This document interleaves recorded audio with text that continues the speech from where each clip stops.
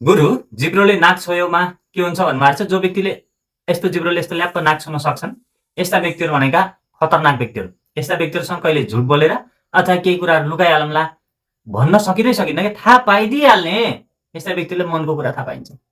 Psychology पढे बराबर भइगयो नि, मान्छेको मनस्थितिसँग यसले झुट बोलेर है यो चाहिँ यस्तो मनस्थिति छ है भनेर थाहा पाइदिइहाल्ने क्या के हाल्नुहुन्छ।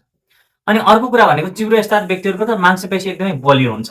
अनि हल्का लामो जिब्रो हुने मान्छेहरू चाहिँ संसारका भाग्यमानी नै मानिएका छन्। बलियो त भइहाल्यो मांसपेशी हैन। अनि जिब्रो भनेको हाम्रो यस्तो चिज हो जसले सम्पूर्ण स्वादहरू थाहा पाउन सक्छ। भनेपछि सिगानको स्वाद थाहा पाएको त फेरि होइन है यसको मतलब। अनि यस्ता व्यक्तिहरू भनेका आँटी हुन्छन्, जोसिला हुन्छन्, भरासिला हुन्छन् र आफूले बोलेका कुराहरू पूर्ण रूपमा चाहिँ पुरा गर्ने खालका हुन्छन्। त्यसैले यस्ता व्यक्तिहरूको मजाले भर पर्दा हुन्छ, तर ब्लाइन्ड फेथ भन्ने गर्न अलि सकिँदैन है। अनि यस्ता व्यक्तिहरूको जीवनमा तडाक भडाक लाउने खानेदेखि लिएर शौखिनता सबै राम्रो।